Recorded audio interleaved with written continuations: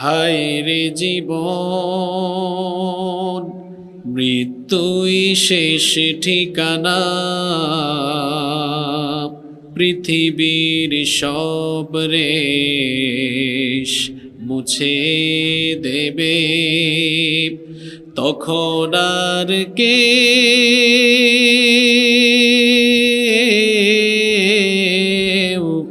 সাথী থাকবে না।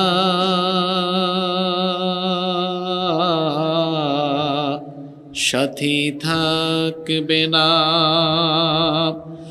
আমার যখন ফোরাবে দিন, আসবে গহীন রাতি, থেকো আল্লাহ এ জীবনে, হয় চির সাথী।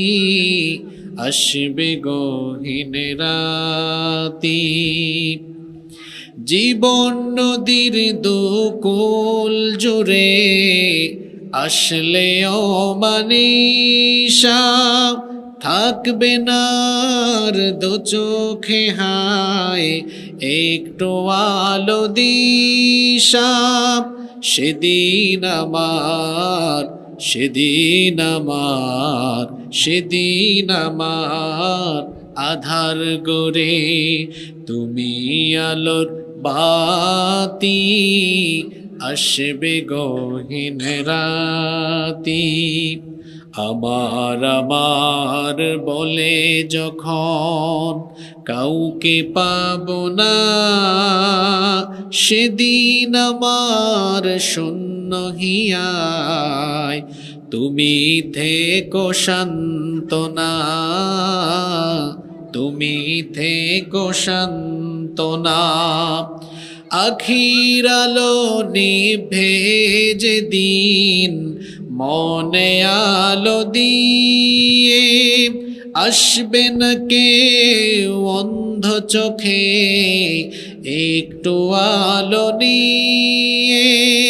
সেদিন আমার, সেদিন আমার, সেদিন আমার অন্ধ চোখে তুমি আলোর বাতি, আসবে গহীন রাতি।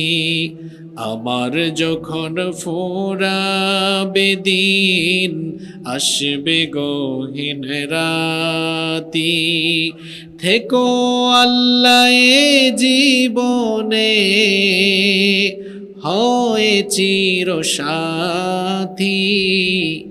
আসবে গহীন রাতি।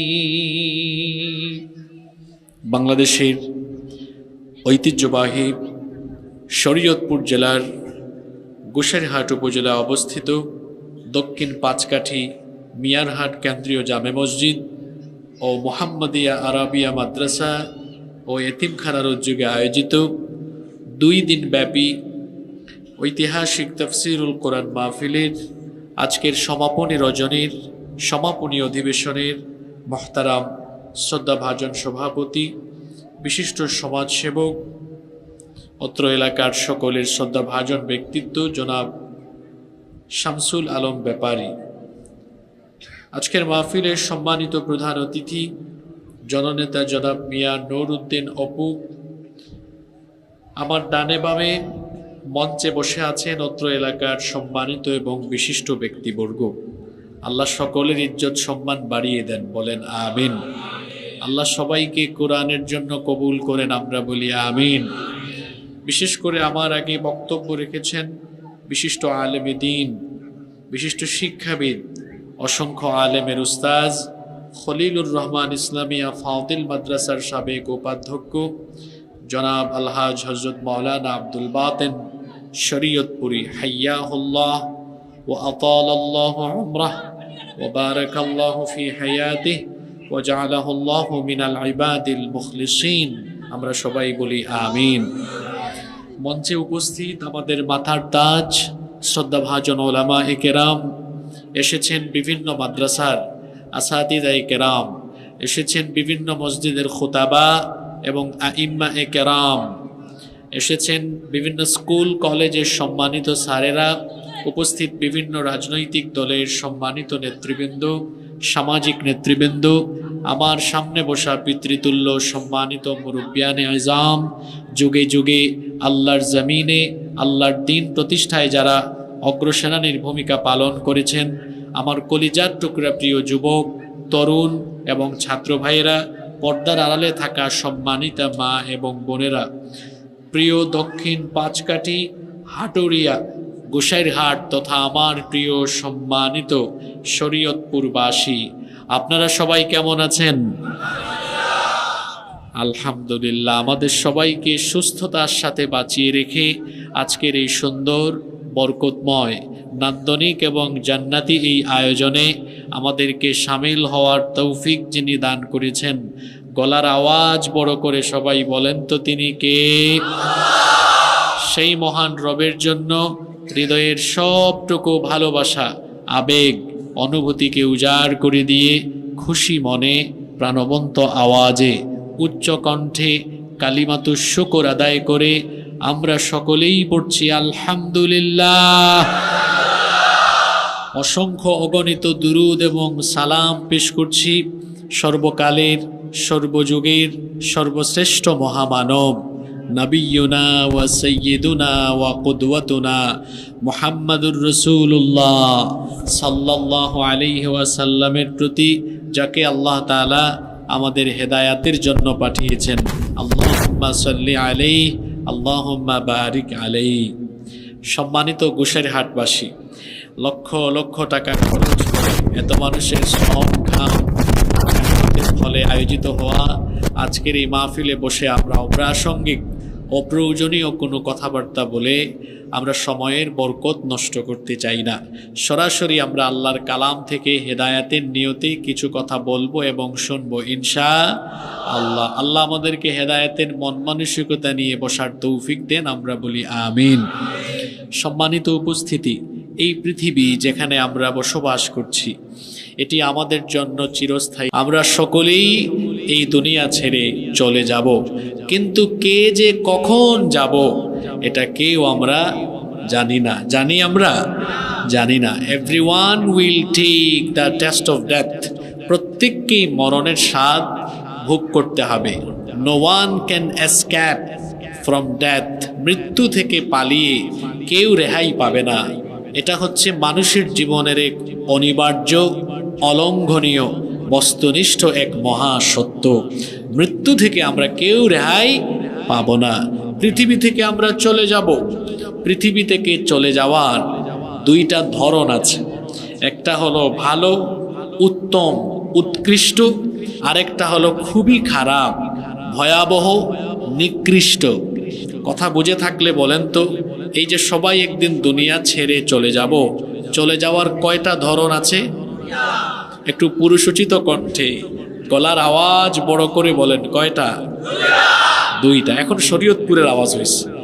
এত তাজা তাজা পদ্মার ইলিশ খান আপনারা, আর চেহারাও তো মাশাআল্লাহ ইলিশ মাছের মতো সুন্দর আপনাদের। বেশিরভাগ মানুষের চেহারা সুন্দর, তো চেহারা সুন্দর হলে তো শুধু হবে না, পাশাপাশি কণ্ঠের আওয়াজও সুন্দর হতে হবে, ঠিক না? পৃথিবী থেকে চলে যাওয়ার কয়টা ধরন আছে? দুইটা। একটা হলো উৎকৃষ্ট, আর একটা হলো নিকৃষ্ট। নিকৃষ্ট মৌত কাদের হয়? যারা পৃথিবীতে সারাক্ষণ গুনাহ আর গুনাহ, পাপ আর পাপ করতে করতে পাপের উপরেই আছে। এদের পৃথিবী থেকে যাওয়ার অবস্থা ভালো হবে না, খুবই খারাপ হবে, কঠিন হবে, ভয়াবহ হবে, বেদনাদায়ক হবে। আরেক গ্রুপ মানুষ আছে, এরা সময় নষ্ট করে না, প্রতিটা মুহূর্তকে কাজে লাগায়, শুধু নেক কাজ করে, শুধু নেকামল করে, শুধু ভালো ভালো কাজ করে। আল্লাহ তাআলা এদেরকে ইজ্জতের সাথে, সম্মানের সাথে দুনিয়া থেকে উঠাইয়া তার কাছে আল্লাহ তুলে নেন। সুবহানাল্লাহ। তাহলে পৃথিবী থেকে যাওয়ার কয়টা ধরন আছে? একটা হলো উৎকৃষ্ট, আরেকটা হলো নিকৃষ্ট। আবার উৎকৃষ্ট মৌতের কিছু আলামত আছে। আবার এই উৎকৃষ্ট মৌতের কিছু কি আছে? আলামত আছে। আর উৎকৃষ্ট মৌত তো সবাই পায় না, এই জন্য কিছু আমলও লাগে। আজকে আমরা যা নিয়ে আলোচনা করব, শুরুতেই পয়েন্টগুলো বলে দিচ্ছি। প্রথমে আমরা কথা বলবো পৃথিবী থেকে যাওয়ার যে দুইটা ধরন আছে, উৎকৃষ্ট আর নিকৃষ্ট, কারা কোন ভাবে যায়, কেন যায়, কোরআন হাদিস থেকে জানবো।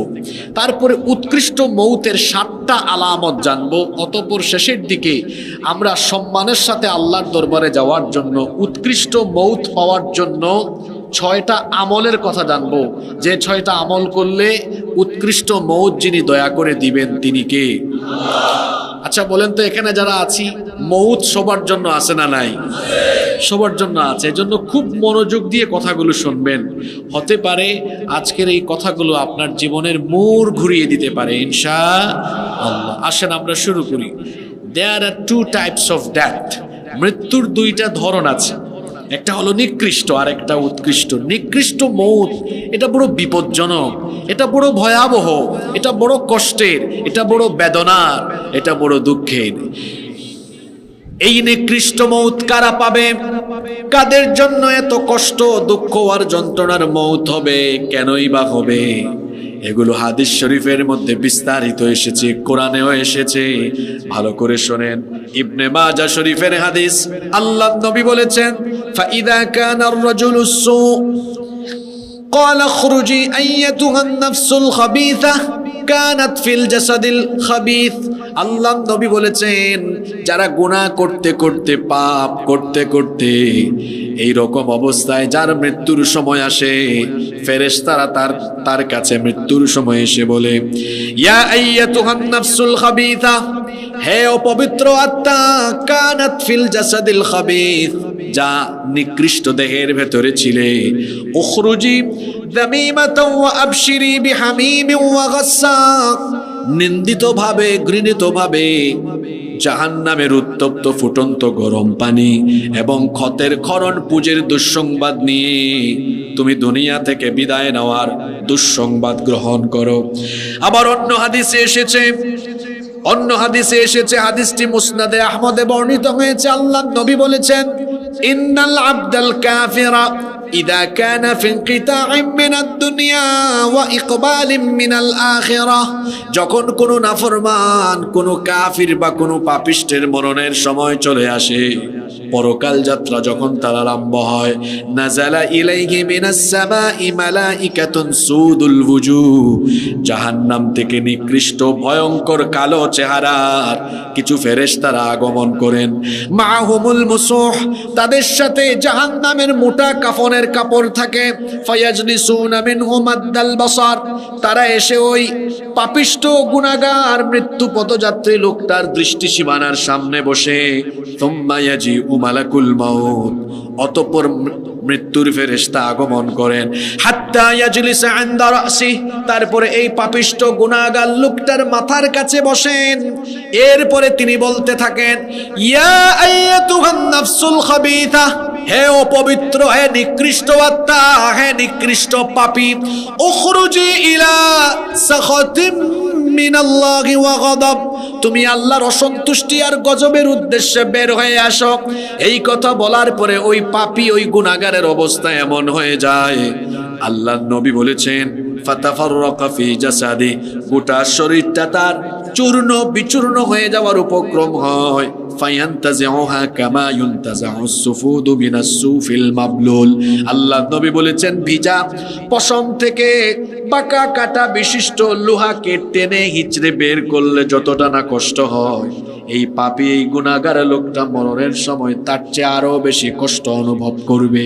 অন্য রিওয়ায়াতে এসেছে, শাদ্দাদ বিন আউস রাদিয়াল্লাহু আনহু বলেছেন, পাপী তাপী গুনাহগারেরা মরণের সময় এমন যন্ত্রণা পাবে, একজন জীবিত মানুষকে যদি করাত দিয়ে অথবা তাকে যদি কোনো ছুরি দিয়ে, তলোয়ার দিয়ে কেটে কেটে কেটে কেটে 1000 পিস, 1000 টুকরা করা হয়, সে যতটা না কষ্ট পাবে, একজন পাপী, একজন গুনাহগার মরণের সময় এর চাইতে আরো বেশি কষ্ট পাবে। অন্য রিওয়ায়াতে এসেছে, একজন জীবিত মানুষকে বিরাট একটা কড়াইয়ের মধ্যে তেল গরম করে সেখানে ফেলে দিলে সে যতটা না যন্ত্রণা পাবে, একজন পাপী, একজন গুনাহগার মরণের সময়ের চাইতে আরো বেশি যন্ত্রণা অনুভব করবে। কি করে 5 ওয়াক্ত আজান হলে নামাজ ছেড়ে দেন, মরণ তো আপনার জন্য আছে, এটা কখন এটা আপনিও জানেন না। হতে পারে আজকের রাত আপনার জীবনের শেষ রাত, হতে পারে আগামীকাল আপনার কবরের জগৎ শুরু হয়ে যেতে পারে। এরপরেও আপনি এত গাফেল হলেন, আজান হয় নামাজে যান না, ইচ্ছা মতো সুদ খান, ইচ্ছা মতো ঘুষ খান, অন্যায় অপরাধ আর হারামে লিপ্ত আছেন। আহারে যুবক ভাইয়েরা, মোবাইল ফোন হাতে নিয়ে ইমানটাকে, চরিত্রকে এমন ভাবে ধ্বংস করে দিচ্ছে। এই যুগটা তো হলো ফিতনার যুগ। ইমান বাঁচিয়ে রাখা এই যুগে এত ভয়াবহ কঠিন। আল্লাহর নবী বলে গিয়েছেন, আখেরি জামানায় কিয়ামতের আগে জ্বলন্ত কয়লার উপরে টিকে থাকা যতটা না কঠিন হবে, মানুষ তার ইমান বাঁচানো তার চাইতে আরো কঠিন হবে। চিন্তা করে দেখুন তো, আজকের নিজের ইমানকে ধ্বংস করার জন্য এত দূরে যাওয়া লাগবে না। আপনার পকেটে থাকা মোবাইল ফোনেই আপনার ইমান ধ্বংসের জন্য যথেষ্ট। এক ভয়াবহ যুগ চলে এসেছে। এই যে পাপের সাগরে সাঁতার কাটছেন, গুনাহের সাগরে হাবুডুবু খাচ্ছেন, গুনাহের সাগরে, পাপের সাগরে ভেসে বেড়াচ্ছেন, এই অবস্থায় যদি মরণ চলে আসে, মরণ তো খুব একটা ভালো হবে না, নিকৃষ্ট মৌত হবে। আযাবের সাথে, যন্ত্রণার সাথে ফেরেশতারা কষ্ট দিয়ে দিয়ে শরীর থেকে রূহটাকে টেনে টেনে টেনে টেনে বের করবে। আল্লাহ তাআলা কোরআনে কারীমের ৮ নম্বর সূরা সূরাতুল আনফালের ৫০ নম্বর আয়াতে বলছেন, ওয়ালাউ তারা ইয ইয়াতাওয়াফাল্লাযীনা কাফারুল মালাইকাতু ইয়াদরিবুনা ওয়ুজুহাহুম ওয়া আদবারহুম ওয়া যুকু আযাবাল হারিক। আল্লাহ তাআলা বলছেন, আর আপনি যদি দেখতেন নাফরমানি করতে করতে, গুনাহ করতে করতে যাদের মৃত্যুর সময় চলে আসে, ফেরেশতারা তাদের চেহারা আর পার্শ্বদেশে আঘাত করতে করতে কষ্ট দিতে দিতে তাদের দেহ থেকে, শরীর থেকে রূহটা বের করতে থাকে।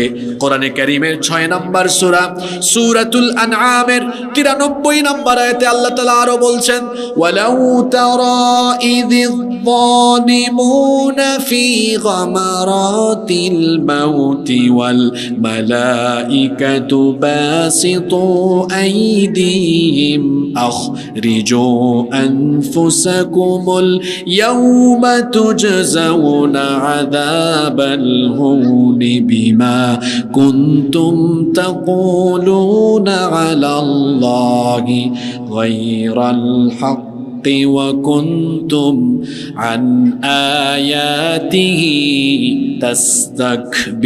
تستكبرون। আল্লাহ তাআলা বলছেন, আর যদি আপনি ওই সকল জালিমদেরকে দেখতেন যারা জুলুম করতে করতে, পাপ করতে করতে মৃত্যু পর্যন্ত চলে আসে, ফেরেশতারা এদের মরণের সময় এদেরকে কষ্ট দিতে দিতে ফেরেশতাই এক সময় বলে, তোরে আর কত মারবো, কত তোরে কষ্ট দিব, কত তোরে আযাব দিব, জালিমের জালিম, তুই তোর জান এবার তোর নিকৃষ্ট শরীর থেকে, নিকৃষ্ট দেহটা তুই নিজে এবার বের কর। এই পাপীগুলো তখন মরণের সময় চিৎকার চেঁচামেচি, কষ্ট, দুঃখ, যন্ত্রণা অনুভব করতে করতে ফেরেশতাকে এক সময় বলবে, ভাই তোমরা কেন আমার উপরে এত আযাব আর কষ্ট দিচ্ছ? আমি তো আযাব পাওয়ার মতো, কষ্ট পাওয়ার মতো কিছু করি নাই। কান লাগায় শুনেন, আল্লাহ তাআলা কোরআনে কারীমের ১৬ নম্বর সূরা সূরাতুন নাহালের ২৮ নম্বর আয়াতে বলছেন, আল্লাযীনা তাতাওয়াফফাহুমুল মালাইকাতু যালিমি আনফুসিহিম ফাআলকাউস সালামা মা কুন্না না'মালু মিন সু বালা ইন্নাল্লাহা আলিমুম বিমা কুনতুম তা'মালুন। আল্লাহ তাআলা বলছেন, যারা নিজেদের উপরে জুলুম করতে করতে, অর্থাৎ গুনাহ করতে করতে মরণ পর্যন্ত পৌঁছে যায়, যখন এদের মৃত্যুর সময় এদেরকে ফেরেশতারা আযাব দিতে থাকে, কষ্ট দিতে থাকে, এই পাপীরা তখন বলে, মা কুন্না না'মালু মিন সু, আমরা তো কোনো পাপের কাজ করিনি, খারাপ কাজ করিনি, কেন আমাদেরকে আযাব দিচ্ছ? তখন তাদেরকে বলা হবে, বালা ইন্নাল্লাহা আলিমুম বিমা কুনতুম কুনতুম তা'মালুন।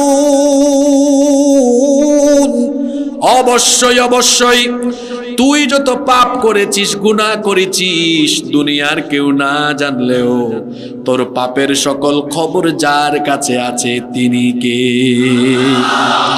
এখন তুই নিজে নিজে মুখে মুখে বললে হবে না যে আমি গুনাহ করি নাই। গোপনে গোপনে কি করেছিস, কোথায় কি করেছিস, কার উপরে কত জুলুম করেছিস, অন্যায় অপকর্ম করেছিস, এখন থেকে মাত্র শুরু হলো, তোর তো শেষ না, এটা মাত্র শুরু। তোর মরণের সময় আমরা তোরে কিছু পিটায়া পিটায়া আযাব দিয়া দিয়া মাত্র উদ্বোধন করলাম, মাত্র শুরু হচ্ছে, এটা শেষ নয়, এটা মাত্র শুরু হচ্ছে। ফেরেশতারা যখন এই জাহান্নামের দুঃসংবাদের বার্তা প্রদান করে, এই পাপী এই গুনাহগার তখন বুঝতে পারে আর আমাকে বাঁচানোর মতো দুনিয়াতে কেউ নাই। চারপাশে আত্মীয় স্বজন, স্ত্রী সন্তান সবাই থাকে, কিন্তু সবাই যতটা না কাছে থাকে, আল্লাহ তাআলা ওই বান্দার আরো তত বেশি কাছে থাকেন। তাকায় দেখবে সবাই কান্নাকাটি আরম্ভ করে দিয়েছে, স্ত্রী সন্তান সকলেই বুঝতে পেরেছে আমি এখন দুনিয়া থেকে চলে যাচ্ছি, শুধুমাত্র কান্নাকাটি করতেছে, কান্নাকাটি করতেছে, আমাকে আর বাঁচানোর মতো, রক্ষা করার মতো কোনো ক্ষমতা তাদের, আরো জোরে বলেন আছে নাকি? কোনো ক্ষমতা নাই। মৃত্যু পদযাত্রী ওই অসহায় লোকটা তখন, সেও তার ডানে বামের মানুষের কথা ভুলে গিয়ে সেও তখন হাত পা ছেড়ে দিয়ে সেও প্রস্তুতি নিয়ে নেয়। আল্লাহ কথাটা এইভাবে বলছেন কোরআনে কারীমের ৭৫ নম্বর সূরা সূরাতুল কিয়ামা এর ২৬ নম্বর আয়াত থেকে আল্লাহ বলছেন, কাল্লা ইযা বালাগাতিত তারাকিয়া ওয়া কিলা মান রাক ওয়া যান্না আন্নাহুল ফিরাক। কখনো নয়, এদের প্রাণ যখন গলা পর্যন্ত চলে আসবে, রূহ যখন গলা পর্যন্ত চলে আসবে, সেও বুঝে ফেলবে কেউ আর বাঁচাতে পারবে না। বলা হবে ওয়াকিলা মান রাক, কে এমন আছে ঝাড় ফুঁক দিয়ে তোমাকে রক্ষা করবে। ওয়া যান্না আন্নাহুল ফিরাক, সেও বুঝবে আজ আমার বিদায়ের দিন, এখন আমার চলে যাওয়ার সময়। তখন এই পাপিষ্ঠ লোকটা নিজেই প্রস্তুতি নিয়ে নিবে। আল্লাহ বলছেন ওয়ালতাফাতিস সাকু বিসাকি ইলা রাব্বিকা ইয়াউমাইযিনিল মাসাক। দুই পায়ের গোছা অনাবৃত করে দিবে, মৃত্যুর জন্য প্রস্তুতি নিয়ে নিবে। খেয়াল করে শুনেন, ওই যে জাহান্নাম থেকে কিছু ফেরেশতারা মোটা কাফনের কাপড় নিয়ে এসেছিল, এই পাপী লোকটার শরীর থেকে যখন রূহটাকে বের করা হবে, তার এই নিকৃষ্ট রূহটাকে চোখের পলক ফেলতে যত সময় লাগে, এর চেয়ে আরো কম সময়ের ভেতরে ওই কাফনের মধ্যে মুড়িয়ে ফেলা হবে। ফেরেশতারা রওনা করবে, এই পাপী এই গুনাহগার লোকটার দেহ থেকে তখন দুনিয়ার সবচেয়ে নিকৃষ্ট দুর্গন্ধ বের হতে থাকবে। অন্যান্য ফেরেশতারা বলবে কারে নিয়ে যাও, এটাকে, এর আত্মা থেকে এত দুর্গন্ধ ছড়ায় কেন? তখন পরিচয় করায় দেওয়া হবে, হাদা ফুলান ইবনে ফুলান, এটা অমুক এলাকার অমুকের ছেলে অমুক, এই লোকটা এই অপকর্ম এই গুনাহ করতো, এজন্য তার এই অপবিত্র আত্মা থেকে দুর্গন্ধ ছড়াচ্ছে। যেতে যেতে যেতে যেতে যখন প্রথম আসমানে যাওয়া হবে, প্রথম আসমানের দারোয়ান ফেরেশতাদেরকে বলা হবে আসমানের দরজাটা খুলে দাও। তারা বলবে না না, এই গুনাহগারের জন্য আসমানের দরজা খোলা হবে না, আসমানের দরজা তার জন্য খোলা হবে না, কারণ আল্লাহ তাআলার ফরমান হলো এই লোকটা জান্নাতে যাওয়া তেমন ভাবে অসম্ভব। কোরআনে আল্লাহ সুন্দর বড় চমৎকার একটা উপমা দিয়েছেন, খেয়াল করে শুনেন। আল্লাহ তাআলা কোরআনে কারীমের ৭ নম্বর সূরা সূরাতুল আরাফের ৪০ নম্বর আয়াতের মধ্যে বললেন, লা তুফাত্তাহু লাহুম আবওয়াবুস সামাই ওয়া লা ইয়াদখুলুনাল জান্নাতা হাত্তা ইয়ালিজাল জামালু ফি সামিল খিয়াত। সুয়ের ছিদ্র দিয়ে উট প্রবেশ করা যেমন অসম্ভব। আচ্ছা বলেন তো দেখি, সুয়ের ছিদ্র বড় না ছোট? অত্যন্ত ছোট। সুয়ের ছিদ্র দিয়ে উট, বিরাট আকৃতির উট প্রবেশ করা যেমন অসম্ভব, আল্লাহ বলেছেন এই পাপী এই গুনাহগার গুলোর তেমন করে আল্লাহর জান্নাতে ঢোকাও হলো অসম্ভব। ফেরেশতারা বলবেন পারমিশন নাই, একটা ফারেস্তা ধাক্কা মারবে তার রূহকে, জমিনের নিচে সিজ্জিনের মধ্যে তার রূহকে সেখানে সংরক্ষিত করা হবে। পাপীদের রূহকে যেখানে সংরক্ষণ করা হয় ওইটার নাম কি? জোরে বলেন, ওইটার নাম কি? আল্লাহ এমন নিকৃষ্ট মউত থেকে আল্লাহ দয়া করে আমাদের সকলকে তুমি হেফাজত করো। পৃথিবী থেকে যাওয়ার আরেকটা ধরন হলো বড় উত্তম, উৎকৃষ্ট, সুন্দর মৃত্যু, ইজ্জতের মৃত্যু, সম্মানের মৃত্যু। এই সম্মানের মৃত্যু পাওয়ার জন্য শর্ত হলো, সম্মানের মৃত্যু আল্লাহ যাকে দেন, খেয়াল করে হাদিসটা শুনেন, সম্মানের মৃত্যু কারা পায়? ইজ্জতের মউত কার নসিব হয়? তিরমিজি শরীফে হাদিস এসেছে, আল্লাহ নবী বলেছেন, ইদা আরাদাল্লাহু বিআবদিন খায়রান ইস্তামালাহু। আল্লাহ যখন কোনো বান্দার কল্যাণ চান তখন আল্লাহ তাকে কল্যাণের যোগ্য বানান। সাহাবীরা কথাটা বুঝলেন না, তারা নবীজিকে প্রশ্ন করলেন, কাইফা ইস্তামিলুহু ইয়া রাসূলুল্লাহ? আমরা বলি সাল্লাল্লাহু আলাইহি ওয়াসাল্লাম। সাহাবীরা নবীজির কথাটা বুঝতে না পেরে বললেন, ওগো আল্লাহর রাসূল, কি করে আল্লাহ একজন বান্দাকে কল্যাণের যোগ্য করে গড়ে তুলেন? আল্লাহর নবী তখন বললেন, ইউওয়াফিকুহু লিআমালিন সালিহিন ক্বাবলাল মাউত। আল্লাহ যার কল্যাণ চান, আল্লাহ যার মঙ্গল চান, আল্লাহ যার ভালো চান, আল্লাহ দয়া করে ওই লোকটাকে মরণের আগ পর্যন্ত ভালো কাজ করার তৌফিক দিয়ে দেন। ভালো কাজ চাইলেও করা যায় না। আমি আসার সময় দেখে আসছি বহু মানুষ রাস্তায় দাঁড়িয়ে আছে, কিন্তু এখানে যারা এসেছে বলেন তো উত্তম কে, তারা না এরা? এরা ভালো কাজ করার জন্য তৌফিক লাগে। আমি এখানে আজকে আসতে পারতাম না, আমি নিজেই কালকে রাত থেকে হঠাৎ করে অসুস্থ হয়ে পড়েছি। আল্লাহ তৌফিক না দিলে আমি এখানে কথা বলতে পারতাম? আল্লাহ বলেছেন, আল্লাহ যদি কারো ভালো করতে চান, কল্যাণ করতে চান, মঙ্গল করতে চান, আল্লাহ দয়া করে তাকে মরণের আগ পর্যন্ত শুধু ভালো কাজের উপরেই ইস্তেকামত রেখে দেন। সুবহানাল্লাহ পড়বেন না? ও আল্লাহ, ও রব, তুমি দয়া করে আমাদেরকে এই সব বান্দাদের কাতারে শামিল করে দাও। এই সকল লোকরা মৃত্যু পর্যন্তই ভালো আমল করে, নামাজ কখনো ছাড়ে না, কোনো নেক কাজ ছাড়ে না। নেক কাজ করতে করতে করতে করতে তার মরণের সময় আসে, আর তার মৌতটা কেমন হয় এবার শুনেন সেই ঘটনা। মনোযোগ আছে? এবার শুনেন সেই ঘটনা, কি করে তার মৌত হয়। আল্লাহ নবী বলেছেন, ইন্নাল আবদাল মুমিনা ইযা কানা ফি ইনকিতাইম মিনাদ দুনিয়া ওয়া ইকবালিম মিনাল আখিরাহ।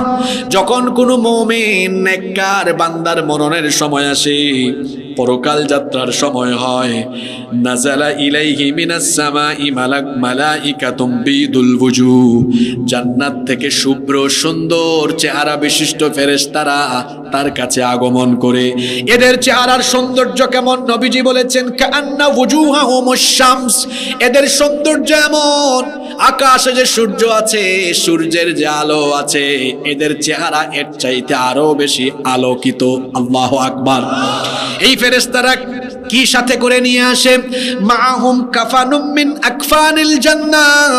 এই নেককার দিনদার লোকটার রূহটাকে গ্রহণের জন্য তারা সরাসরি আল্লাহর জান্নাত থেকে জান্নাতি কাফনের কাফন নিয়ে আসে। ওয়া হানুতুম মিন হানুতিল জান্নাহ। দুনিয়ার সাধারণ আতর নয়, এই নেককার লোকটার দেহ থেকে আত্মা রূহকে নিয়ে যাওয়ার সময় তারা ওই রূহটার মধ্যে জান্নাতের খুশবু, জান্নাতের সুগন্ধি লাগানোর জন্য জান্নাত থেকে সুগন্ধি নিয়ে আসে। আরো আসতে বলেন সুবহানাল্লাহ। হাত্তা ইয়াজলিসু মিনহু মাদ্দাল বাসার। এই জান্নাতি ফেরেশতারা এসে ওই নেককার লোকটার দৃষ্টি সীমানার সামনে বসে, অতঃপর সবার শেষে আসেন মালাকুল মউত। আসার পরেই মালাকুল মউত এই ভালো মানুষটাকে বলেন, আসসালামু আলাইকুম। সুবহানাল্লাহ পড়বেন না? কি সম্মান, কি ইজ্জত! মালাকুল মউত এসে কি দেয়? জোরে বলেন, কি দেয়? আমি বানায় বলছি না। আল্লাহ তাআলা দেখেন কি বলছেন, কুরআনুল কারীমের 16 নম্বর সূরা সূরাতুন নাহালের 32 নম্বর আয়াতে আল্লাহ তাআলা বলছেন, আল্লাযীনা তাতাওয়াফফাহুমুল মালাইকাতু তাইয়্যিবিনা ইয়াকুলুনা সালামুন আলাইকুম উদখুলুল জান্নাতা বিমা কুনতুম তা'মালুন।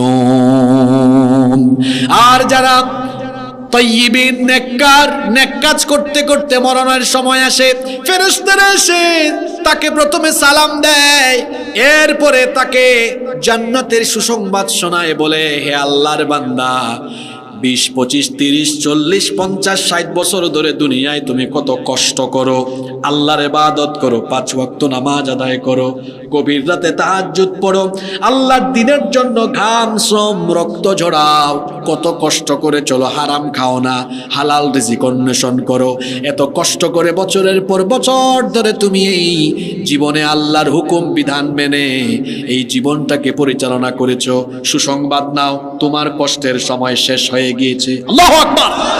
তোমার কষ্ট শেষ, এখন সুখ আরম্ভ, সুখ আরম্ভ, সুখ আরম্ভ, যেই সুখের কোনো শেষ নাই। সুবহানাল্লাহ। ফেরেশতা এসে সুসংবাদ দেয়, এমন সুসংবাদ দেয়, শোনো বান্দা, তোমার সাথে তোমার রব যে জান্নাতের ওয়াদা করেছেন, সেই জান্নাতের সুসংবাদ তুমি গ্রহণ করো। আর বান্দারে শোনো, তোমার রূহটাকেও আজকে কঠিন করে নয়, সহজ করে না হবে।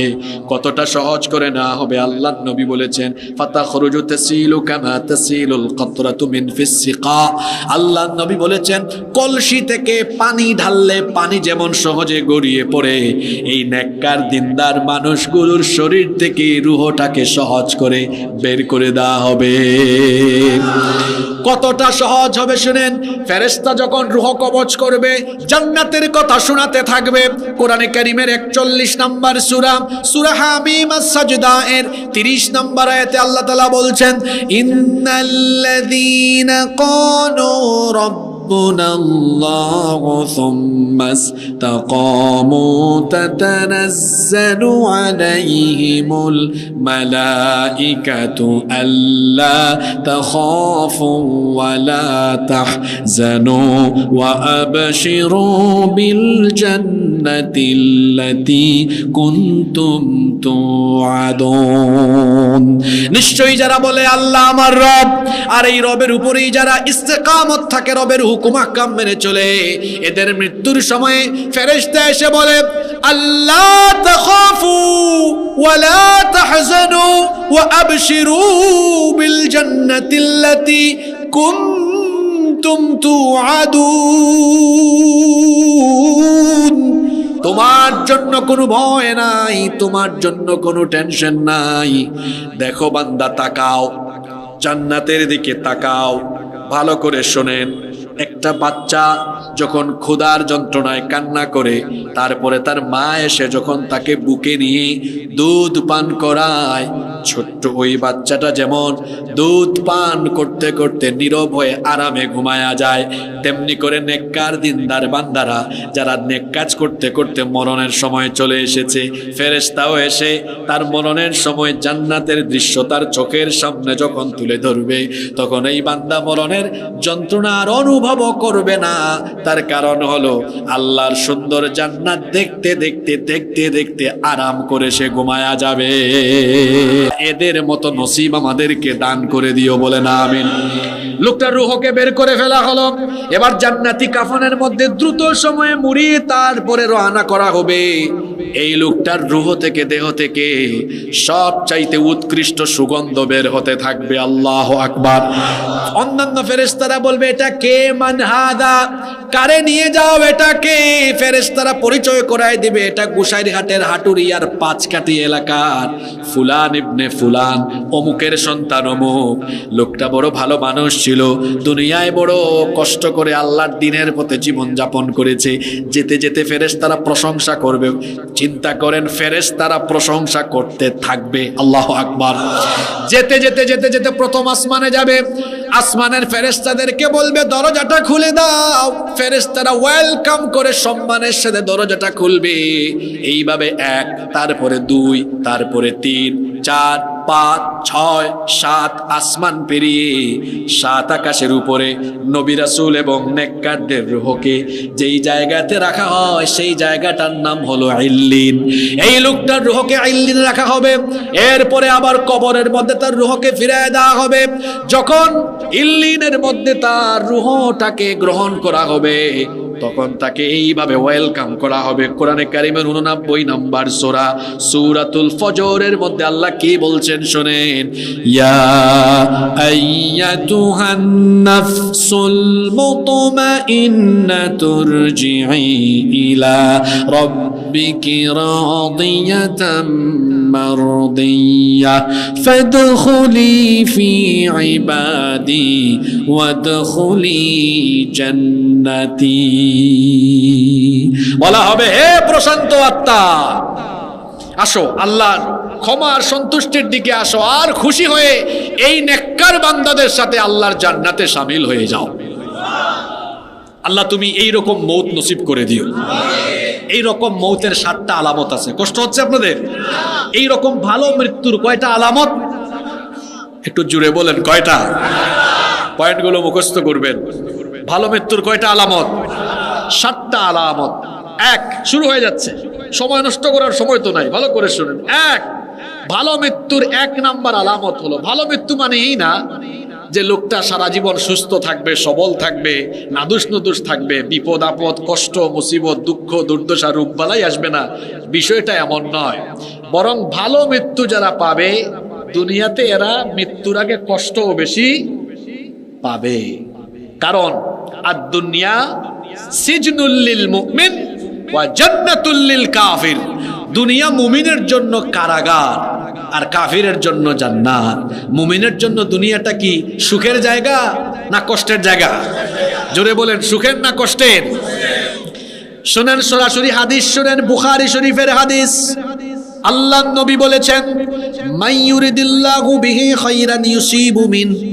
আল্লাহ যার কল্যাণ করতে চান, যাকে আল্লাহ ভালো করতে চান, আল্লাহ তার জীবনে বেশি বেশি মুসিবত দেন। তাহলে বোঝা গেল আল্লাহ যারে পছন্দ করেন বেশি, তার জীবনে বিপদ আপদ দেন কম না বেশি? আস্তে বলবেন না, জোরে বলেন, কম না বেশি? আবারও কথাটা বলি, আল্লাহ যাকে পছন্দ করেন সবচাইতে বেশি, দুনিয়ায় তাকে দুঃখ কষ্ট বালা মুসিবত বিপদ আপদ তার উপরে দেন তত। এই জন্য একবার সাহাবীরা নবীজিকে জিজ্ঞেস করেছিলেন, আইয়ুন নাসু আশাদ্দু বালাআন, সব চাইতে বেশি ইমানি পরীক্ষা দিয়েছে মানুষের মধ্যে কারা? আল্লাহর নবী বললেন, আল আম্বিয়া। মানুষের মধ্যে সবচেয়ে বেশি ইমানের পরীক্ষা দিয়েছেন আল্লাহর নবীরা। জুড়ে বলেন, কারা? নাকি আমরা? কই আয়না ঘরে ছিলাম, জেল জুলুম জরিমানা, কি এত নির্যাতন! হ্যাঁ, এমন বহু নবী ছিল করাত দিয়ে কেটে 2 টুকরা করে ফেলেছে। সেই যুগে এমনও ছিল গর্তের ভিতরে ঢুকাইয়া জীবিত মানুষকে 2 টুকরা করেছে। আল্লাহু আকবার! ইমানের পথ ফুল বিছানো নয়, এটা বড় কঠিন পথ, রক্ত মাখা রক্ত বিচ্ছিল পথ। ঘুমায় গেছেন নাকি আপনারা? কথাটা কি বলছে? আল্লাহ যারে ভালো মৃত্যু দিবেন, মৃত্যুর আগ পর্যন্ত তার উপর সুখ বেশি দিবেন না কষ্ট বেশি দিবেন? জোরে বলেন, কি বেশি দিবেন? সেই কষ্ট বিপদ মুসিবত আসলে আপনারা কি ভয় পেয়ে যাবেন নাকি? জোরে বলেন। আমাদের জাতির পিতা, জাতির পিতা কে?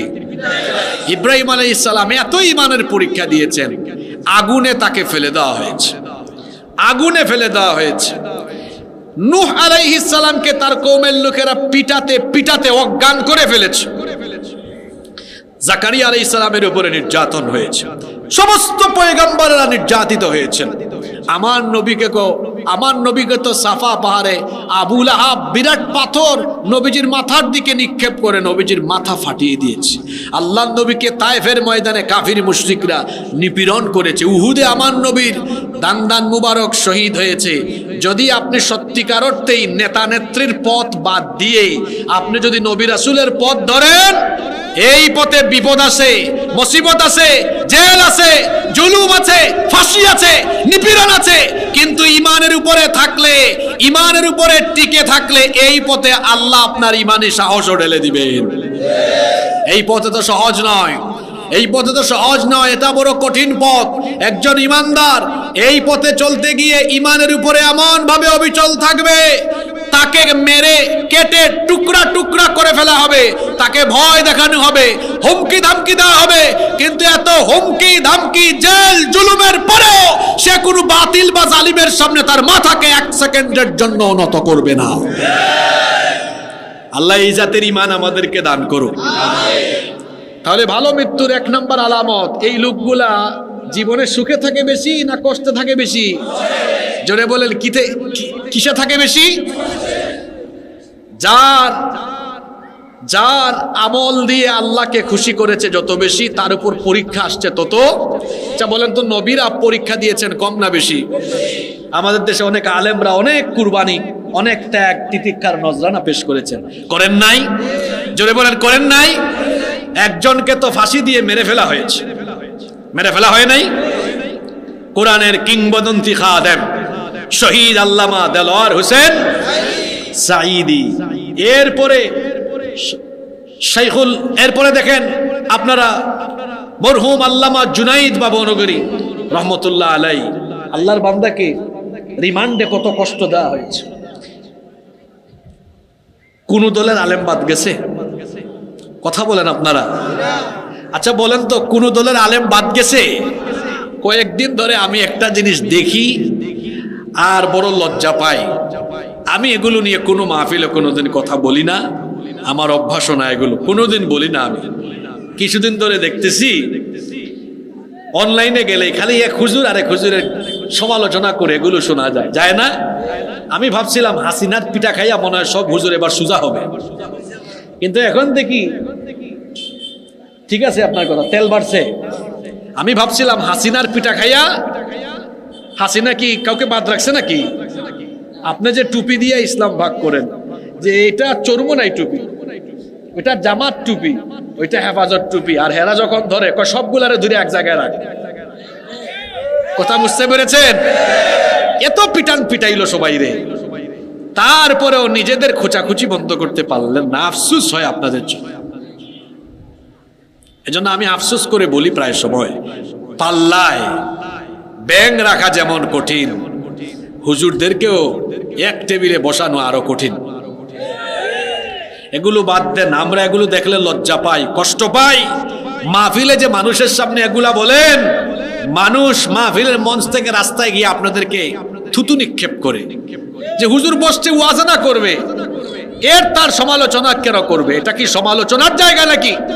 আর মানুষের তো ভুল হয়, কেউ ভুল করলে তার কি সংশোধন দেওয়া যায় না? আচ্ছা ভুল কার হয় না? ভুল কার হয় না আমাকে বলে? ভুল সবার হয় না।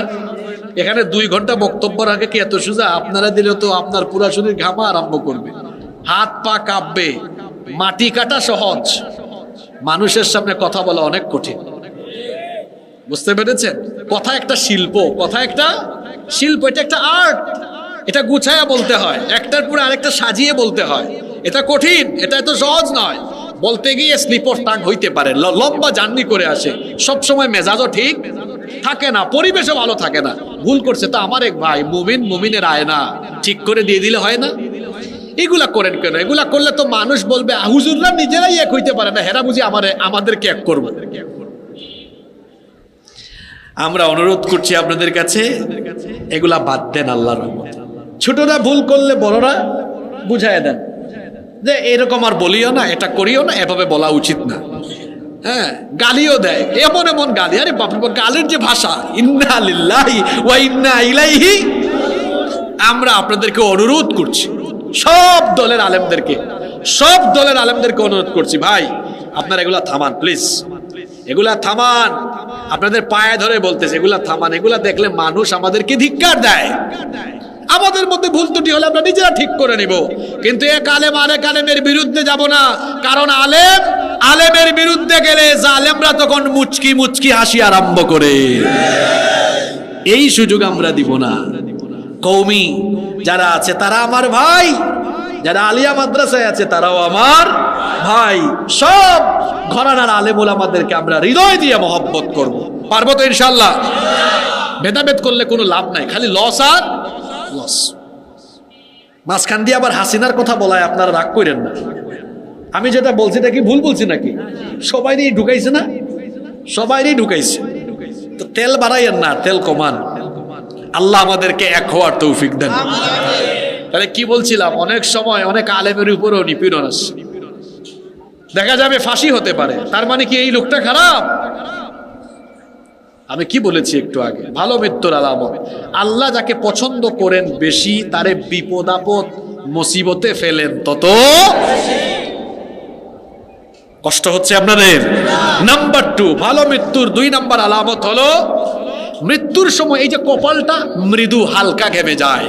আল্লাহ নবী বলেছেন, দেখেন বিখ্যাত হাদিসের 3 গ্রন্থ তিরমিজি, নাসাই, মুসনাদে আহমদ, বিখ্যাত হাদিসের 3 গ্রন্থে এই হাদিস বর্ণিত হয়েছে। আল্লাহ নবী বলেছেন, আল মুমিনু ইয়ামুতু বিআরাকিল জাবিন, মুমিন ব্যক্তি কপালের মধ্যে হালকা ঘাম নিয়ে দুনিয়া থেকে বিদায় নিয়ে মৃত্যুবরণ করে। আপনারা অনেকে জানেন আল্লাহর নবীর ওফাতের সময় বারবার তার কপাল ঘামাচ্ছিল। মা আয়েশা রাদিয়াল্লাহু আনহাকে বলেছেন, আয়েশা গো, একটা পাত্রে কিছু পানি আনো। সেই পানির পাত্রে আল্লাহর নবী তার হাত চুবিয়ে বারবার তার কপালটা মুছতেছিলেন। অনেক সাহাবীদের এমন পরিস্থিতি হয়েছে, নেককারদের মৃত্যুর সময় এই পরিস্থিতি হয়। বলেছেন মুহাম্মদ সাল্লাল্লাহু। নাম্বার 3 নাম্বার ভালো মৃত্যুর 3 নাম্বার আলামত হলো জুমার রাতে কিংবা জুমার দিনে মৃত্যু হওয়া।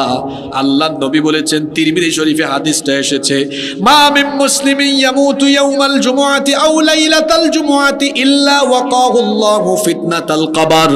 যেই ব্যক্তি জুমার রাতে কিংবা জুমার দিনে ইন্তেকাল করে, তাকে কবরের শাস্তি থেকে যিনি বাঁচিয়ে দিবেন তিনি কে? এই হাদিস শুনে আবার মনে করেন না, আরে বাপরে বাপ, জুমার রাতে বা দিনে বললেই এটা ভালো মৃত্যু। শর্ত আছে, ঈমান থাকা লাগবে। কত বেঈমান জুমার রাতে জুমার দিনে মারা যায়, তাই বলে বেঈমানকে কি আল্লাহ জাহান্নাম থেকে মুক্তি দিয়ে দিবেন? শর্ত হলো কি থাকা লাগবে?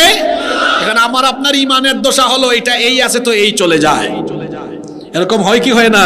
এমন এমন কথাবার্তার কাজ কারবার করে যে ঈমান চলে যেতে পারে। ওযু ভঙ্গের যেমন কারণ আছে, ঈমান ভঙ্গেরও কারণ। ঈমান ভঙ্গের কারণ কয়টা? 10টা। ঈমান ভঙ্গের কারণ হলো, ওইদিকে যাচ্ছি না, শিরক করা। অনেকগুলো কারণ আছে। শিরক করা, শিরক করা আল্লাহর সাথে, এগুলো ঈমান ভঙ্গের কারণ। ঈমান চলে যায়। আল্লাহ রসুলের বিরুদ্ধে চলে যাওয়া, আল্লাহর আইন কোরআনের বিরুদ্ধে চলে যাওয়া। এখানে তো কত মানুষ আটকে আছে, আল্লাহর আইন প্রতিষ্ঠা বাদ দিয়ে তার নেতার নেত্রীর আইন প্রতিষ্ঠা করছে। এই কথাগুলো মাহফিলে বললে কয়, হুজুর তো ভালোই ওয়াজ করছিল, মাঝখান দিয়া রাজনীতির কথা বললো কেন? ব্যাকল! এই কোরআন কি রাজনীতির বাইরে নাকি? জোরে বলেন। আল্লাহ রসুল 10 বছর রাষ্ট্র পরিচালনা করেছেন। কথা কি সত্য না মিথ্যা? কার আইন দিয়ে? জোরে বলেন, কার আইন দিয়ে? এই যে আমার অ্যাডভোকেট ভাই পিপি, শরীয়তপুর কোর্টের পিপি, ওনার সাথে একসাথে খাচ্ছিলাম। আমরা বলতেছিলাম পারস্পরিক কথা, বলতেছিলাম আমাদের দেশে বিচার এর অবস্থা হলো এমন, একটা মামলা দেখা যায় রায় হইতে হইতে কয়েক বছর লাগে কি লাগে না? কিন্তু আল্লাহর কোরআনের আইন, এখানে রায় বড় তাড়াতাড়ি হয়, এত দেরি হয় না। মনে রাখবেন, মানুষের জন্য মানুষের আইন ভালো না আল্লাহর আইন ভালো? আপনারা বলেন, কার আইন ভালো? মানুষের জন্য আইন বানালে সেই আইনের ফাঁকে সে দুর্নীতি করবে, ঘুষ খাবে, উল্টাপাল্টা ঢুকাই দিবে, উল্টাপাল্টা করবে, ক্ষমতার জুড়ে নিরপরাধীকে অপরাধী বানায় সাজা দিবে, আবার অপরাধীকে জামিন দিয়া জেলখানার বাইরে দিয়ে দিবে। এগুলো মানুষের আইনের ফাঁকফুকর, মানুষের আইনের। ওই যে তাবলিগের ভাইরা একটা সুন্দর কথা বলে, আমার ভালো লাগে শুনতে। এটা কয়, নামাজের পরে ঈমান আমলের ফায়দার কথা হবে, সবাই বসবেন। এটা তো রাজনৈতিক মঞ্চ না, এটা কোরআনের মঞ্চ। আমরা এখানে কোনো দল মতের পক্ষে সাফাই গাইব না, আমরা এখানে আমাদের ফায়দার কথা শুনবো। রাজি আছেন? এই যে মাগুরা, কয়েক মাস আগে মাগুরা একটা মেয়ে, ছোট্ট মেয়ে আসিয়া, মনে আছে আপনাদের? এটা গত রমজানে না? গত রমজানেই তো হইল। এই মেয়েকে এক পরিবারের 3 নরপিশাচ মিলে কি পাশবিকতা চালালো। আমার বোন কয়েকদিন হাসপাতালে থেকে কষ্ট পেয়ে পেয়ে দুনিয়া ছেড়ে চলে গেল। আমার বোন কবরে, তার কবরে ঘাস উঠে গেছে। তার এই অবস্থা যারা করেছে, এই ধর্ষকদের এখনো কি ফাঁসি হয়েছে? জোরে বলেন। আদালতে কার আইন? আল্লাহর না মানুষের? যদি বলেন আল্লাহর না মানুষের? এ কেমন আইন যে আইন থাকার ফলে ধর্ষিতা কবরে চলে যায় আর ধর্ষক মাসের পর মাস বেঁচে থাকে? সেই আইন যে আইন থাকার ফলে ধর্ষিতা কবরে যায়। আবার আপনারা দেখেন বাংলাদেশে এমন কিছু কলেজ বিশ্ববিদ্যালয় আছে যে কলেজ বিশ্ববিদ্যালয়ে ধর্ষণের সেঞ্চুরি হয়েছে। আমি কি ভুল বলেছি নাকি? হ্যাঁ, আবার ওইটারে ফুলের মালা দিয়ে বরণ করেছে। আমার দেশে এমন বড় ব্যবসায়ী আছে ধর্ষণের দায়ে অভিযুক্ত, কিন্তু টাকার গরমে কিছুই হয় না। এরকম নাই তো? এমন বহু রাজনীতিবিদ আছে যে লম্পট চরিত্রহীন দর্শন করেছে, কিছুই হয় না ক্ষমতার ঠেলায়। দেখা যায় সাদা পায়জামা সাদা পাঞ্জাবি গায়ে দিয়ে তারপর ফুলের মালা গলায় দিয়ে রাস্তায় হাঁটে। আমি যে কথা বলেছি এটা বাস্তব না অবাস্তব? এবার আমারে সবাই জুড়ে বলেন, আদালতে চলে কার আইন? কার আইন? যে আইন আদালতে থাকার ফলে ধর্ষিতা আসিয়া কবরে থাকে, তার ধর্ষক বেঁচে থাকে। যে আইন আদালতে থাকার ফলে ধর্ষিতারা লাঞ্ছিতা হয় আর ধর্ষক ফুলের মালা গলায় দিয়ে রাস্তায় হাঁটে, সেই আইনের মুখে আমি লাথি মারি। আল্লাহর কোরআনের আইন থাকলে এটা সম্ভব হতো? জোরে বলেন, সম্ভব হতো? 54 বছর ধরে বাংলাদেশে আলেমরা আপনাদেরকে বুঝাইতেছেন যে আপনাদের ফায়দার জন্য আপনারা আল্লাহর আইন গ্রহণ করে নেন। আপনারা বুঝতেছেন না, কখন যে বুঝবেন তাও জানি না। একটা গাড়ির ড্রাইভার গুরুত্বপূর্ণ না প্যাসেঞ্জার গুরুত্বপূর্ণ? প্যাসেঞ্জার যদি সবাই মাতাল থাকে কিন্তু ড্রাইভারের তাল থাকলে গাড়িটা রাস্তায় থাকতে পারে, কিন্তু ড্রাইভার যদি নিজেই মাতাল হয়ে যায় আর গাড়িটা তো রাস্তায় থাকবে না, এটা পড়ে যাবে কোথায়? গাড়ির জন্য যেমন চালক গুরুত্বপূর্ণ, গাড়ি ভালোভাবে চালানোর জন্য যেমন চালক গুরুত্বপূর্ণ, তেমনি দেশ পরিচালনার জন্য নেতৃত্ব হলো গুরুত্বপূর্ণ। ওখানে চোর ডাকাত চরিত্রহীন লম্পট ধর্ষক প্রতারক চোর ডাকাতদেরকে বসিয়ে রাখলে আপনার দেশকে কোনোদিন সমৃদ্ধ বানাতে পারবেন না। ওখানে বসাতে হবে কোরআনওয়ালা লোকদেরকে। কারে বসাইতে হবে? কোরআনওয়ালা লোকদেরকে। এই কথায় যদি আপনার রাজনীতি মনে হয় তা আমি আপনারে বলবো, কোন দল করেন মিয়া আপনি? আপনার দলের মধ্যে কোরআন নাই? যেই দলে কোরআন নাই সেই দলের সাথে আমার সম্পর্কও নাই। কষ্ট হচ্ছে আপনাদের? ভালো মৃত্যুর 3 নম্বর আলামত বলেছিলাম, জুমার রাতে বা জুমার দিনে কি হওয়া। 4 নম্বর আলামত। কষ্ট হচ্ছে নাকি আপনাদের? 15-20 মিনিট থাকা যাবে না আরো? ভালো মৃত্যুর 4 নম্বর আলামত হলো মৌতের সময় শহীদি মৃত্যু হয়ে যাওয়া। সুবহানাল্লাহ। কি মৃত্যু হওয়া? মরণ তো সবার একদিন হবে, আমিও মারা যাব, আপনারাও মারা যাবেন। কেউ যদি বিছানায় শুয়ে কিংবা রোগে সুখে মারা যায়, যে অবস্থায় মারা যাক না কেন, বলেন তো দেখি, সবাই জবাব দেন, বলেন তো দেখি, মরণের পরে হিসাব এবং বিচার আছে না নাই? কিন্তু কান খাড়া করে মনোযোগ দিয়ে শুনেন, এক রকমের মৃত্যু আছে যেই মৃত্যুর পরে আল্লাহ তাআলা কোনো হিসাবও করেন না, বিচারও করেন না। সেটা হলো শাহাদাতের মৃত্যু। যারা শহীদ হয় তাদের কাছ থেকে আল্লাহ কোনো হিসাব আর বিচার নেন না। আল্লাহ তাদেরকে বিনা হিসাবে বিনা বিচারে তার জান্নাত দিয়ে দেন। হিসাবও নাই, বিচারও। কথাটা কি শুনছেন যুবক ভাইরা? বিচার নাই, হিসাবও। ওই লোক মারা যাবে, আল্লাহ বলবেন তো শহীদ, এর কোনো হিসাব নাই, বিচার নাই। জান্নাতের দুয়ার খুলো, পুরো জান্নাতের যেদিকে মন চায় ঘুরে বেড়াবে, জান্নাতটা তার। সুবহানাল্লাহ।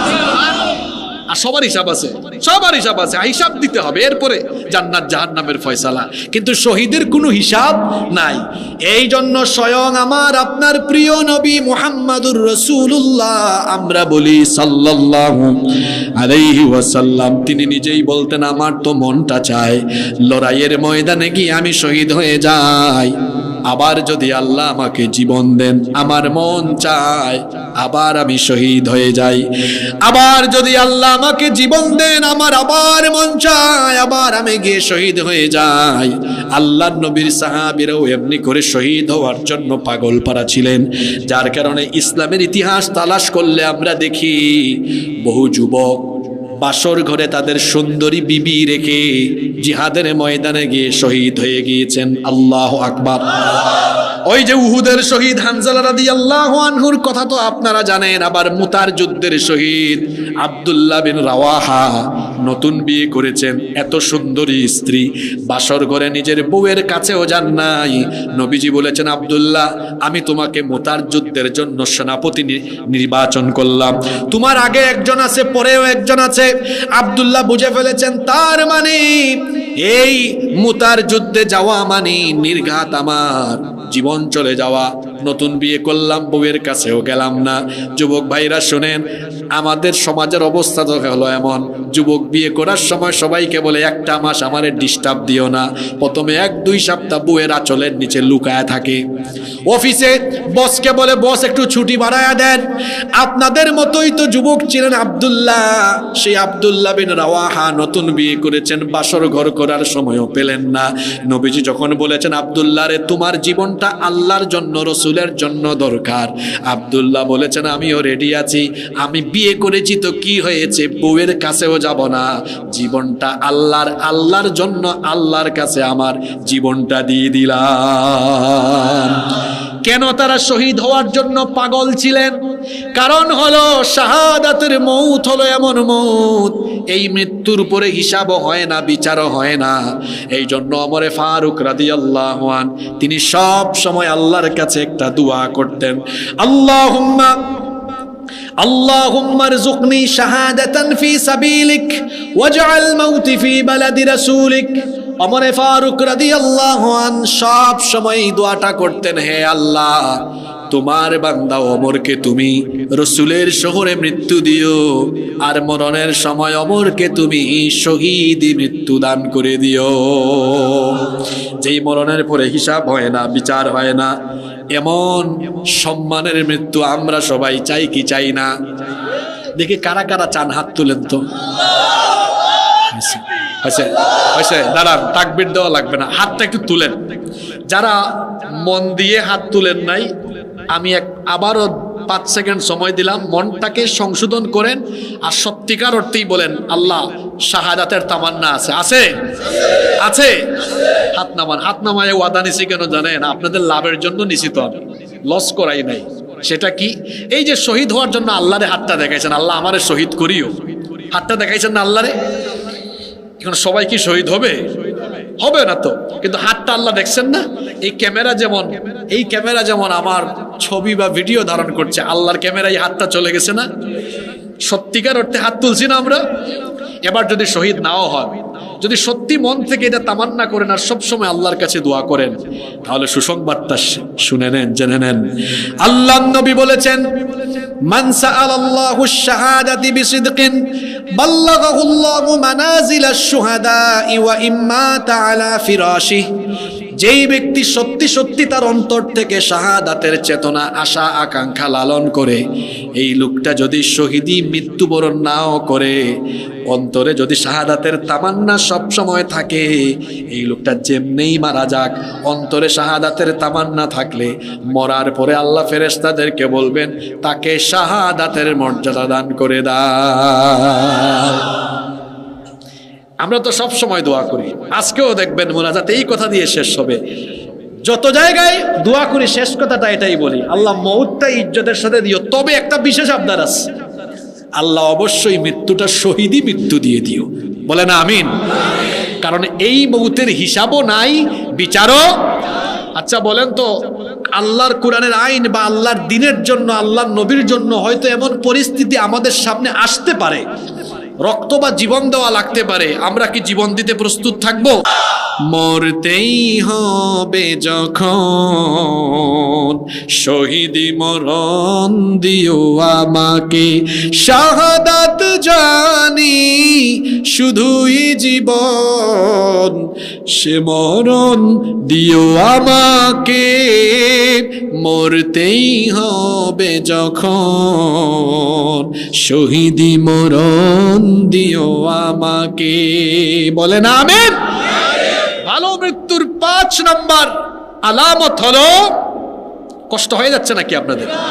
ভালো মৃত্যুর 5 নম্বর আলামত হলো সৎ কাজ করতে করতে করতে করতে করতে করতে দুনিয়া থেকে যাওয়া। নামাজ, রোজা, হজ, যাকাত, দান সদকা, নেক আমল, যত নেক কাজ আছে একটাও ছাড়ে না।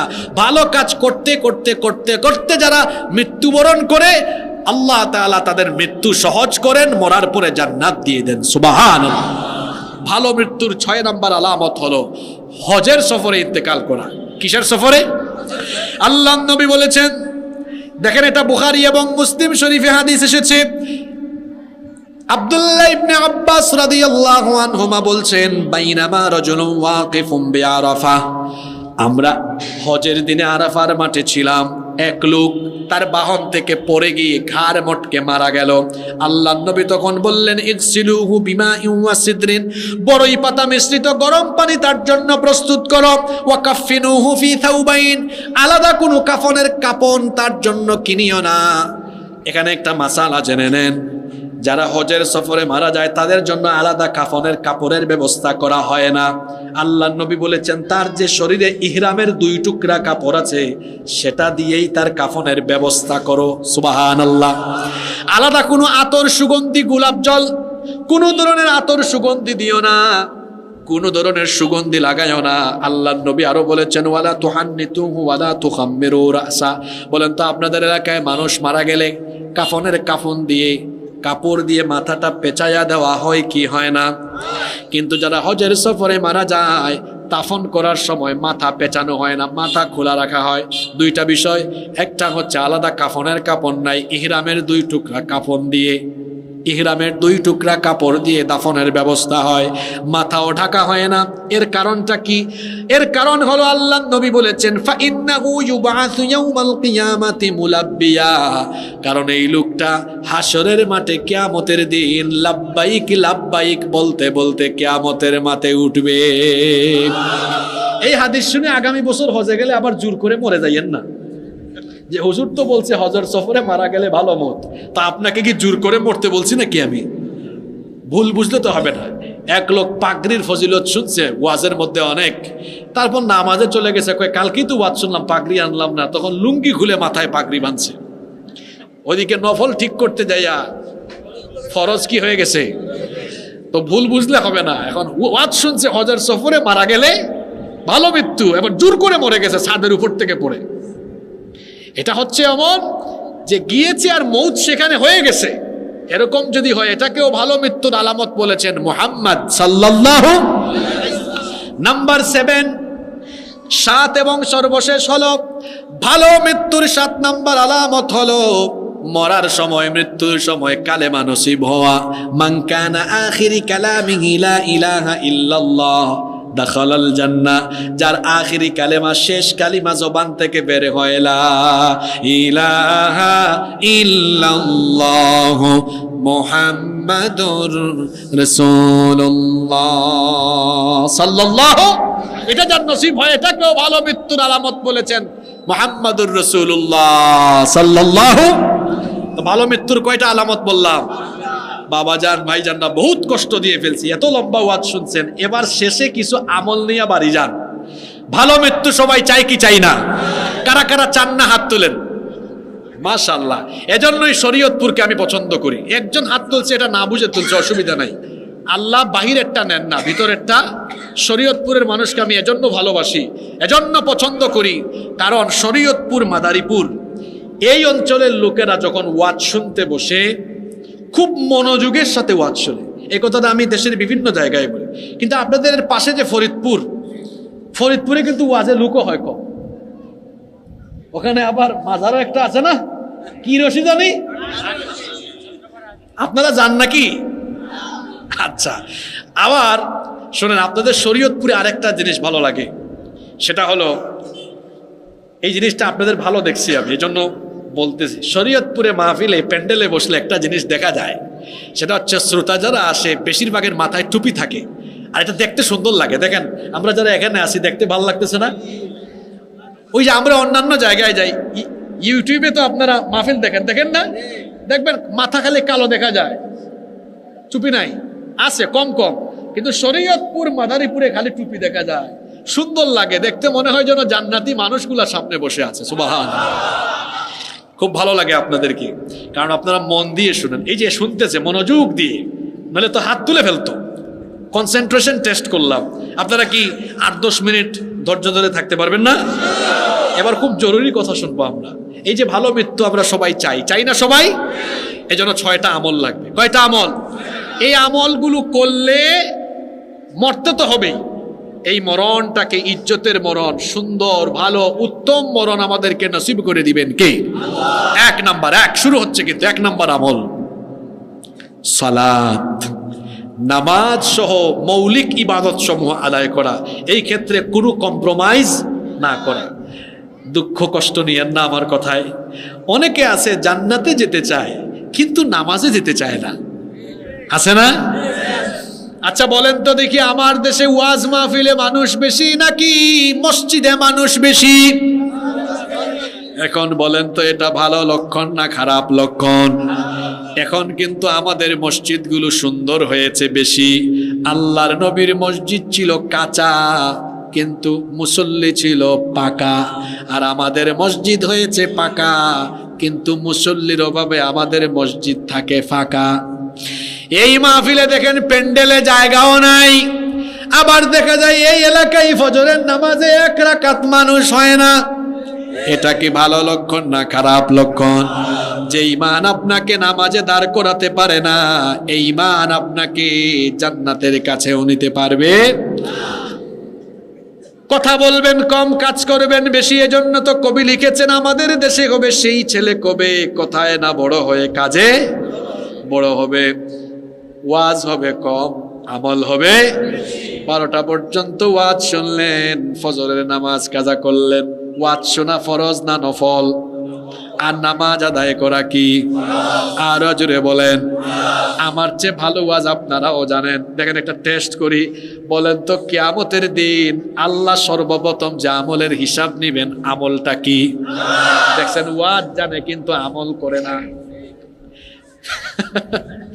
এক উস্তাদ ক্লাসে পড়াচ্ছে, বলতেছে এই শোনো, সামনে তোমাদের পরীক্ষা, 1 নম্বরে এই প্রশ্ন থাকবে।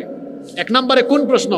এই প্রশ্নটা থাকবে। এই ব্যাককল ছাত্র কাম করছে কি, এইটা পড়ে নাই, একই পরীক্ষায় পাস না ফেল? বুকা হইলেই কেবল এই কাজ করবে। বলে দিয়েছে তোমার দাওরায় হাদিস পরীক্ষায় প্রথম প্রশ্ন এই প্যাটার্নের থাকবে, তোমার কামিল ফাজিল পরীক্ষায় অনার্স অথবা মাস্টার্সের পরীক্ষায় প্রথম প্রশ্ন এই ক্যাটাগরির থাকবে। এইটা পড়ে নাই, এ পাস না ফেল? ফেল। এখন আল্লাহ রসুল তো জানাইয়া দিয়েছেন কিয়ামতে বান্দা তোমার প্রথম প্রশ্নটাই হবে কিসে? তাহলে এই প্রস্তুতি নিয়ে আল্লাহর দরবারে যাওয়া দরকার না? প্রস্তুতি তো নাই আমাদের। অনুরোধ করলাম, পা ধরে বলে যাচ্ছি, আল্লাহর ওয়াস্তে নামাজ ছাড়ে না। যুবক ভাইয়েরা, এটাই তো নামাজের বয়স এখন। হ্যাঁ, কি মজা দেখেন না? আহা, নামাজে কত মজা। আপনারা যে হাঁটেন যুবকেরাও, শক্তি বেশি তো, একদম এলাকা কাঁপে, রাস্তা কাঁপে, অনেক সময় মাটি কাঁপে। আরে ভাই, নামাজের মজাটা কি জানেন? আপনি হাঁটলে কেবল এই বয়সে মাটি কাঁপে না, আপনি যখন একটু মাথাটা ঝুঁকাইয়া আল্লাহরে সাজদা দেন, সাজদাটা দেন জমিনে, কিন্তু এই জমিনের সাজদার কারণে আল্লাহর আরশ তখন আপনার উপর খুশি হয়ে উঠে। সুবহানাল্লাহ। কিয়ামতে আল্লাহ যুবকদেরকে ডাকবেন, যুবকরা কোথায়? যারা নামাজি ছিল, আসো আমার আরশে আজিমের ছায়ার নিচে আজকে জায়গা গ্রহণ করো। সুবহানাল্লাহ। সালাত কায়েম করো, সালাত কায়েম করো, হবে সম্মানী তুমি, হবে জান্নাতি তুমি, দেবে কাল হাসরে শীতল ছায়া আরশে আজিম, রব্বিয়াল আলা রব্বিয়াল আজিম। নামাজ ছেড়ে দিলে আল্লাহ খুশি না শয়তান খুশি? আর নামাজ আদায় করলে কে খুশি? এবার আপনারা বলেন তো, আপনারা খুশি করবেন কারে? জোরে বলেন কারে? এই যে ফজর কাজা করে দেন, কেমন করে ঘুমাও তুমি, কেমন করে ঘুমাও তুমি, ফজর করে কাজা, এমন তো হতে পারে জোহরে জানাজা। হতে পারে কিনা? এশার নামাজটা কাজা করছেন কোন দুঃখে? ফজরের আগেই আপনার কবরে যাওয়ার সময় আসতে পারে কি পারে না? এই জন্য জীবন চলে যাবে, নামাজ আর ছাড়বো না। রাজি আছেন সবাই? দেখে আল্লাহরে দেখান তো হাতটা তুলে, বুঝে শুনে হাত তুলছেন তো? আল্লাহ আমাদের সবাইকে নামাজি বানাও। তাইলে ভালো মৃত্যু পাওয়ার 1 নম্বর আমল কি? জোরে বলেন, 1 নম্বর আমল কি? নামাজ ছাড়বো আমরা? 2, সব সময় ওযুর হালতে থাকা। কিসের হালতে থাকা? যুবক ভাইরা আপনারা আছেন না ঘুমাই গেছেন? এইটা পকেটে আছে না? খালি তো শয়তান গুতায়, যাও একটু গুগল আর ইউটিউব শরীফে গিয়া আজে বাজে ভিডিও দেখো। অজু অবস্থায় থাকবেন, শয়তান ধোঁকা দিতে পারবে। আর সব সময় অজু যে করে, আল্লাহর নবী বলেছেন অজুর হালতে যে থাকে, শুনেন নবীজি বলেছেন এই অবস্থায় যার মরণ হয়, ফাইন্নাহু মান আতাহুল মাউতু ওয়া হুয়া আলা উদুইন উতিয়া শাহাদা, অজুরত অবস্থায় যে মারা যায় আল্লাহ তাকে শহীদ হিসাবে গ্রহণ করে না। আল্লাহর রাসূল মেরাজে গিয়ে জান্নাতের মধ্যে বিলাল রাদিয়াল্লাহু আনহুর পায়ের আওয়াজ শুনেছেন। সুবহানাল্লাহ কি বাড়ি গিয়ে বলবেন? জান্নাতে কিসের আওয়াজ? বিলাল রাদিয়াল্লাহু আনহুর পায়ের। এসে বললেন, বিলাল এদিকে আসো, তুমি কি করো আমাকে বলো তো? আমি তো জান্নাতে তোমার পায়ের আওয়াজ শুনে এসেছি। আল্লাহু আকবার। বিলাল রাদিয়াল্লাহু আনহু বলেন, আমি যা করি সব আপনি জানেন। তিনি বললেন, হ্যাঁ, কিন্তু তুমি বলো কোন আমলটা সব সময় করো যেটা ছাড়ো না? তিনি বললেন, ওগো আল্লাহর নবী, আমি কোনো সময় অজু ছাড়া থাকি না। অজু চলে গেলে সাথে সাথে অজু বানাই, আর অজু বানানোর পরে সাথে সাথে আমি অজুর গুরুত্বের জন্য 2 রাকাত নামাজ আদায় করি। নবীজি বললেন, এটা ছাইরো না, এটা ছাইরো না, এটা এমন এক আমল, আমি তো জান্নাতে এই আমলের কারণে তোমার পায়ের আওয়াজ শুনে এসেছি। সুবহানাল্লাহ। সবসময় অজুর হালতে থাকবেন। অজু করলে চেহারার সৌন্দর্য বাড়ে না কমে? যুবক ভাইরা ফেসিয়াল মারেন, তাই না? ফেসিয়াল মারে সেলুনে গিয়ে। সেলুনালাকে বলে, ওই যে নাপিতকে বলে, ফেসিয়াল মারো। কি মারো? ফেসিয়াল লাগবে না, অজু করবেন। অজু চেহারার নূর বাড়িয়ে দিবেন কে? নাম্বার 3 নম্বর ভালো মৃত্যু পাওয়ার 3 নম্বর আলামত হলো প্রতিদিন দান সদকা করা। আপনাদের এলাকায় দেখলাম মাহফিলে মানুষকে বলে কইয়া দান করাইতে হয়। আচ্ছা, আপনি দান করলে হুজুরের লাভ, যে হুজুর ওয়াজ করতেছে তার লাভ, না আপনার লাভ? যদি বলেন কার লাভ? তা আপনারে তো বলতে হয় কেন? মানুষের মধ্যে সবচেয়ে বেশি দানশীল কে ছিলেন? হাদিসে এসেছে, কানা আজওয়াদুন নাসি বিল খাইর, আল্লাহ রাসূল ছিলেন মানুষের মধ্যে সবচেয়ে বেশি দানশীল। সুবহানাল্লাহ পড়বেন না? কত বেশি দানশীল? একটা ঘটনা মনে পড়ছে, বলতেই হয়। এটা বলবো? পড়ার সময় আমাদের দেশের মানুষ কি করে? ছেলে মেয়েদেরকে এনে বোঝায়, ধরো ভাগ করে দিলাম, ভাই ভাই মারামারি করো না। রাসূল তার ওফাতের আগে বলতেছেন, আয়েশা ঘরে ছোট্ট একটা স্বর্ণের টুকরা আছে, ওইটা নিয়ে আসো। তিনি নিয়ে আসছেন। বললেন, ইয়া রাসূলুল্লাহ, এটা কেন? তিনি বলেছেন, এটা আমার ঘরে থাকবে না, এমন অবস্থায় আল্লাহর সামনে যাব না যে আমার ঘরে সম্পদ থাকবে আর এই অবস্থায় আল্লাহর কাছে যাব, এরকম হবে না। আল্লাহ যেন তার নবীকে দেখেন, তার কাছে যে সম্পদ ছিল আসার আগে সেটাও আল্লাহর খুশির জন্য দিয়ে এসেছেন। সুবহানাল্লাহ। আপনি প্রতিদিন, আজকে না প্রতিদিন দান করবেন। প্রতিদিন। মা বোনরা কেমনে করবে ডেইলি? আমি একটা কৌশল শিখাই দিই। বাসার মধ্যে একটা দান বাক্স বা একটা ওই যে বক্স কার্টন রাখবেন। প্রতিদিন আপনার ইচ্ছা মতো ওখানে রাখবেন। কখনো বের হলে দিয়ে দিবেন, এতিমখানায় দিবেন, মাদ্রাসায় দিবেন, মসজিদে দিবেন। প্রতিদিন দান করবেন। কেন? ফজিলতের কথাটা শুনেন, আস-সাদাকাতু তাদফাউ মিআতা সু। নবীজি বলেছেন, যারা দানশীল এদেরকে আল্লাহ খারাপ মৃত্যু থেকে আল্লাহ নিজে হেফাজত করেন। সুবহানাল্লাহ। আল্লাহ হেফাজত করেন। কে হেফাজত করেন? তা আল্লাহ হেফাজত করলে আর কেউ কিছু করতে পারবে? তাই প্রতিদিন দান করবেন। পারবেন তো? নাম্বার 4, 4 নাম্বার ভালো মৃত্যু পাওয়ার 4 নাম্বার আলামত হলো, 4 নাম্বার আমল হলো সদা সর্বদা আল্লাহকে ভয় করে জীবন যাপন করা। কারে ভয় করা? আল্লাহর ভয় বলতে আপনি কি বুঝেন? আমি একটা উদাহরণ দিলে আপনি বুঝবেন। খালবিল তো আপনাদের এলাকায় আছে, বাইম মাছ চিনেন তো আপনারা? বাইম মাছ এটা থাকে কোথায়? এরপরে যখন আপনার খালই না খলই বলেন? খালই। তো বাইম মাছকে কাদা থেকে টেনে যখন খালইয়ে রাখা হয় তখন কি কোনো কাদা থাকে নাকি? থাকে কাদার ভিতরে, কিন্তু খালইয়ে রাখলে পরিষ্কার দেখা যায়। এটা কেন বলছি শুনেন। আমার আপনার চতুর্দিকে গুনাহ পাপ কম না বেশি? আমরা বাস করি কিসের ভেতরে? বলেন কিসের ভিতরে? সবাই বলেন আমরা বাস করি কিসের ভিতরে?